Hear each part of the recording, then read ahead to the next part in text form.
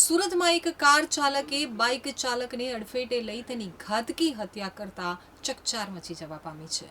સુરતમાં પાંડેસરા લક્ષ્મી નારાયણ નગરમાં રહેતા રવિન્દ્ર ઉર્ફે રવિ સુભાષભાઈ સિરસાટ અને તેનો મિત્ર પવન રાધેશ્યામ ચૌહાણ બંને ગત તારીખ 23 જૂનના રોજ રાત્રે બાઇક લઈ અને ઘર તરફ પરત ફરી રહ્યા હતા ત્યારે સચિન વિસ્તારના દૂરદર્શન ટાવર પાસે બોલેરોમાં બેઠેલાઓ પૈકીના એક યુવાને બંને મિત્રોને ચાકુ બતાવતા બંને યુવાનો બાઇક લઈ અને જીવ બચાવવા ભાગતા હતા.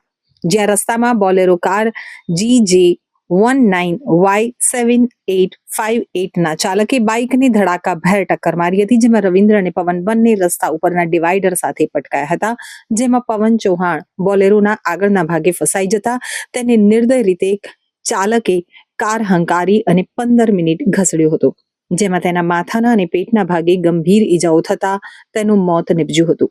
આ બનાવ અંગે રવિન્દ્ર સિરસાટે સચિન પોલીસ મથકમાં અજાણ્યા વાહન ચાલક ટોળકી વિરુદ્ધ હત્યાની ફરિયાદ નોંધાવી હતી. પીઆઈ PN વાઘેલાએ તપાસ હાથ ધરી અને હત્યામાં સંડોવાયેલા અનિલ ઉર્ફે કોમેડી અશોકભાઈ સપકાળેની ધરપકડ કરી છે. સચિન પોલીસ સ્ટેશનમાં એક અનડિટેક મર્ડરનો ગુનો દાખલ થયેલો છે આજરોજ વહેલી સવારના 4 વાગ્યાની આસપાસ.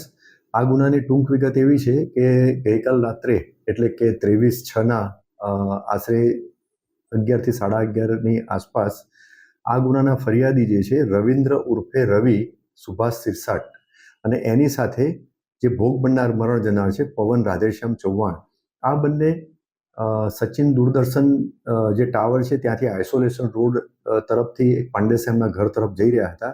તે દરમિયાન એક 4 વ્હીલ વાહન પાછળથી આવે છે. એ 4 વ્હીલ વાહનમાં એનો જે ચાલક છે એ અને એની સાથે એક અન્ય ઈસમ બેઠેલો છે. એણે ગ્લાસ ઉતારી અને ડ્રાઈવરની બાજુમાં જે વ્યક્તિ બેઠેલો છે એણે આ મોટરસાઇકલ ઉપર જતા બંનેને જાનથી મારી નાખવાની ધમકી આપી અને ગાળો બોલે છે અને છરી બતાવે છે.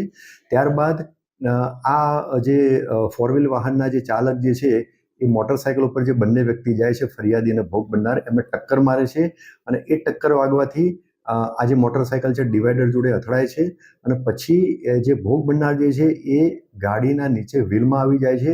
તો ગાડીને આ બ્રેક પણ નથી મારતા અને 15 મીટર સુધી ધસડી અને લઈ જાય છે.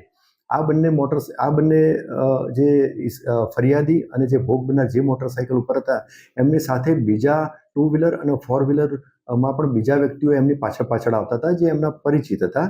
એ ત્યાં જાય છે, એમને ઊભા કરવાની કોશિશ કરે છે. તો જે આ 4 વ્હીલ વાહનમાં જે ડ્રાઈવરની બાજુમાં બેઠેલો ઈસમ હોય છે એ ત્યાંથી ઉતરે છે અને છરી ત્યાં બતાવે છે, છરી લઈ અને એમને મારવા જાય છે.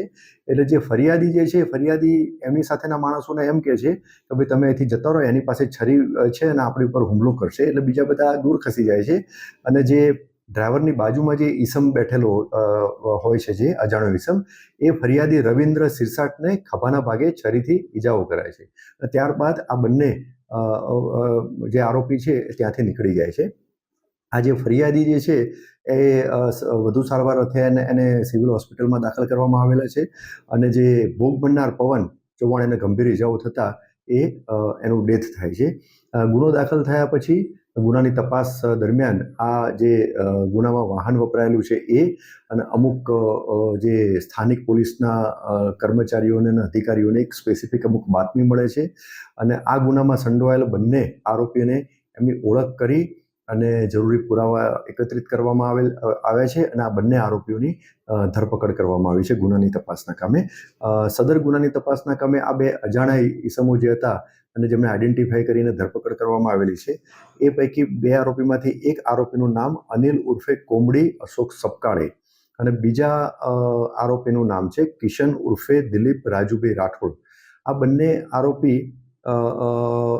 આરોપીના વિરુદ્ધમાં અગાઉ ઘણા બધા ગુના દાખલ થયેલા છે. એમાં સચિન પોલીસ સ્ટેશન વિસ્તારમાં પણ ગુના દાખલ થયેલા છે. આ બંને આરોપીને એવું હતું કે આ જે અગાઉ જે ગુના દાખલ થયેલા છે શરીર સંબંધી ગુના અને જે લોકો સાથે એમને માથાકૂટ થયેલી હતી એ લોકોના માણસો આમને મારવા માટે જઈ રહ્યા હતા એવી શંકા એમને હતી. જે શંકાના આધારે આ રીતના એમણે મેં જણાવ્યું એમ મોટરસાઇકલને ટક્કર મારી અને એકને ગંભીર ઈજા કરેલી છે અને બીજાનું મર્ડર કરેલું છે. આ બંને આરોપીઓ પૈકી અનિલ ઉર્ફે કોમડી અશોક સપકાળેના વિરુદ્ધમાં સચિન પોલીસ સ્ટેશન ઉપરાંત પાંડેસરા પોલીસ સ્ટેશનમાં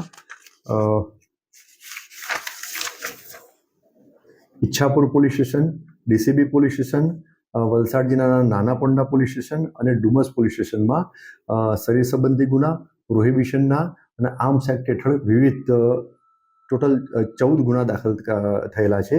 અને બીજો જે આરોપી કિશન ઉર્ફે દિલીપ રાજુભાઈ રાઠોડ, એમના વિરુદ્ધમાં સુરત શહેર અને સુરત ગ્રામ્ય ના જિલ્લામાં મારામારીના 2 ગુના, હથિયારબંધીનો 1 ગુનો અને દારૂના 1 ગુનો અને લૂંટનો 1 ગુનો એમ અલગ અલગ ગુનાઓ દાખલ થયેલા છે. એમ આ બંને આરોપીઓ ગુના